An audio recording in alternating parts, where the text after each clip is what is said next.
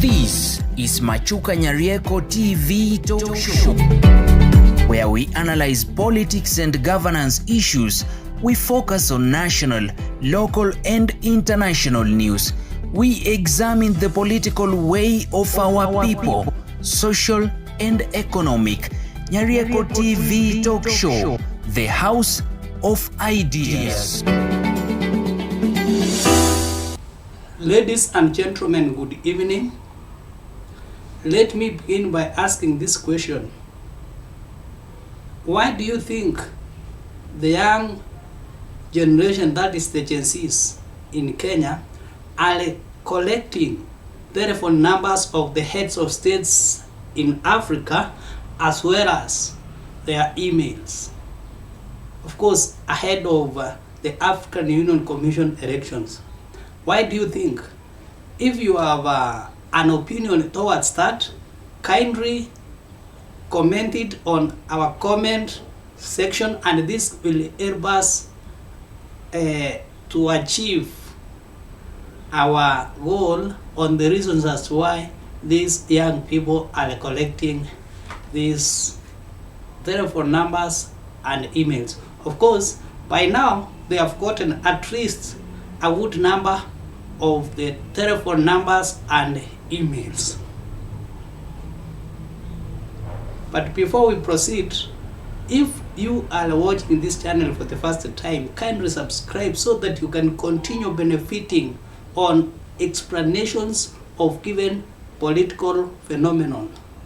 This is whereby we explain given political issues and as to why political actors behave in a certain manner.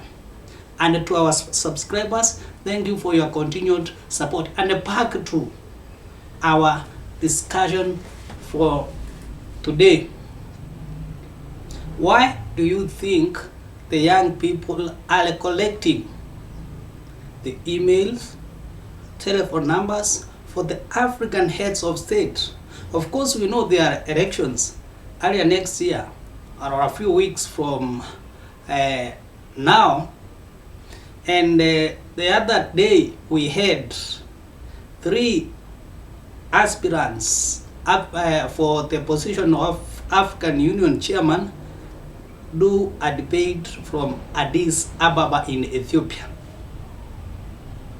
But what is surprising many is the action taken by these young people, and to be specific, from Kenya.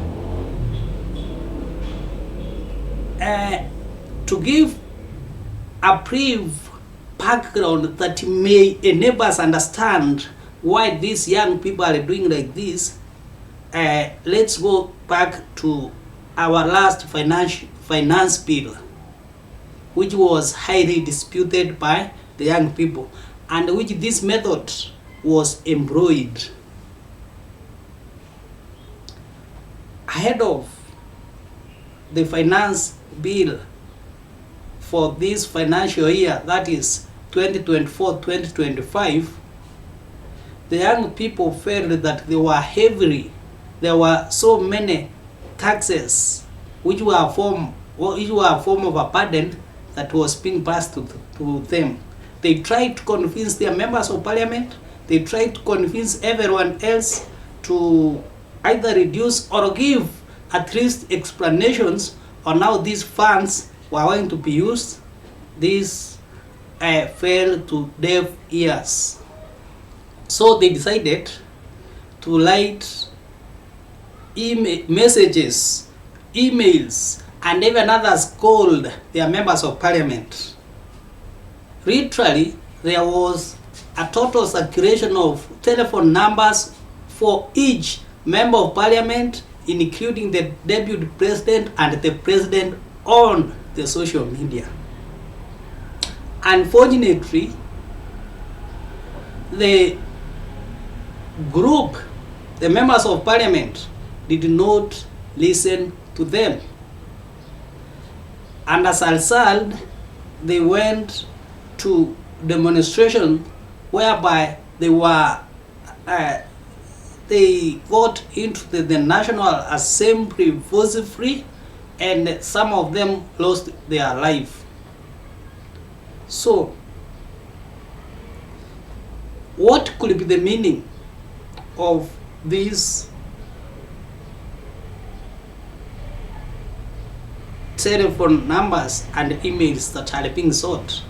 We know that after they got to parliament, some few things happened, and then later on a broad-based government was formed whereby ODM was incorporated into the government, and they were given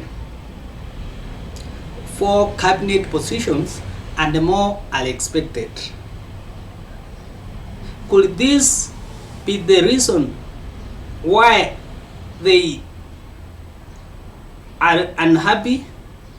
Can one say that the young people are either going or are seeking for the telephone numbers in order to campaign for Raila Amolo Odinga, who is an aspirant, or to request the heads of states in Africa not to vote for him?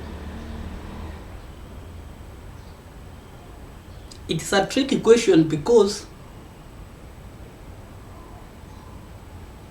in the recent past, Raila Amolo Odinga was a darling of the young people. In the today's modern Kenya, the young people have been drifted or have drifted away from Raila Amolo Odinga. Even if you followed the debates on the social media, the majority were talking negatively of Raila Amolo Odinga. And we are expecting eminent changes in our Republic of Kenya. What does this mean? What do the young people in Kenya want to communicate to the African heads of states and governments? And if this happens, because it's going to happen, since at least I've seen about 10 telephone numbers and emails of these heads of state, will the heads of state heed to the advice of the young people in Kenya? Of course, your guess is as good as mine on what the young people may be wanting the heads of state to do. But will they listen to these young people? And what does this mean to our republic in the near future? Will the government be able to pass pertinent issues in parliament? Issues that have not been accepted by the public in parliament? If the young people have taken head-on the African heads of state, are they going to allow our members of parliament to do anything just as they have been, as it has been their tradition? Could this explain why there is no electoral independent and boundaries commission in Kenya, that is the IEBC, because of the fear of the members of parliament to be recalled by their electorates? Yes, if you know the reason as to why these young people are seeking the telephone numbers for the heads of states and the governments in Africa, kindly post your comment on our comment section. For now, let's leave it at there, but we shall come with more analysis on the same. Thank you and have a pleasant evening.